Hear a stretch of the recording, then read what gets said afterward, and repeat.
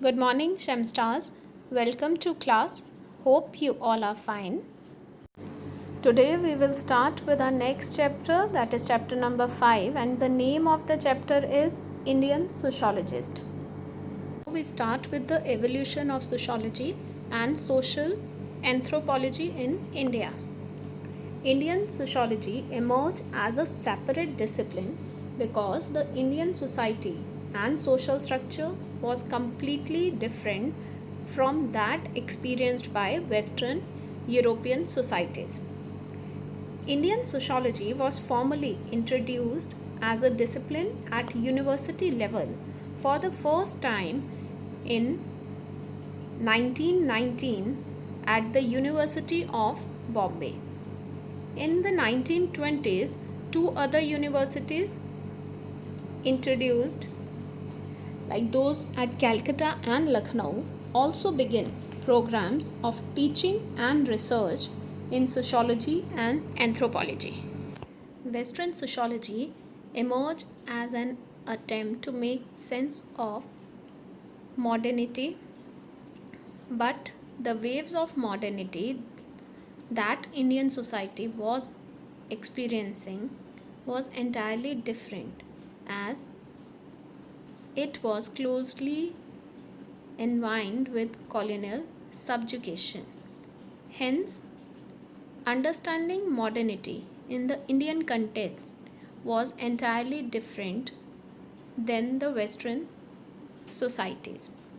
Social anthropology in the West was developed out of curiosity to know about the primitive cultures, but India was an Asian and advanced civilization already, which also had parallel existence of primitive societies within it.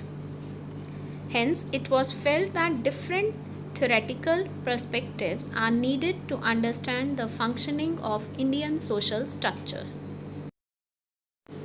Pioneers of Indian sociology: L.K. Anant Krishnan Iyer and Sarat Chandra Roy were true pioneers of Indian sociology in the sense that they began practicing a discipline that didn't yet exist in India, means in early 1900. Moreover, there was no institutions to promote the discipline, yet their work were recognized and appreciated among well-known anthropologists internationally. Now we talk little about L.K. Anant Krishna Iyer. He was the first self-taught anthropologist who was the first Indian to carry out an ethnographic survey of the state of Cochin. He worked as that his work was much appreciated by British anthropologists and administrators. He was later appointed as a reader at the University of Calcutta, where he helped set up the first department of postgraduate anthropology. Next, we have Sarat Chandra Roy. He was an accidental anthropologist and pioneer of the discipline. He got interested in interpretation of tribal customs and law as a byproduct of his professional need due to practicing law. He did intensive field work among various tribal communities. He was recognized for his monographs and research articles based on field work and became famous amongst anthropologists in India and Britain. Now we start with early Indian sociologists. First, G.S. Gure. He was majorly worked on caste and race in India. His other works included themes like tribes, kinship, family, marriage, culture, civilization, and the historic role of cities, religions, and the sociology of conflict and integration. His works were influenced by various schools of thoughts such as that of diffusism Orientalist on Hindu religion and thoughts, nationalism, and cultural aspects of Hindu identity. Now, Gure emphasized on 6 major features to help explain the functioning of caste system. First feature, the caste is an institution based on segmental division, means it is divided into different strata. Second, caste society is based on hierarchical division also, like Brahmin, Kshatriya, Shudras, Vaishyas, untouchable.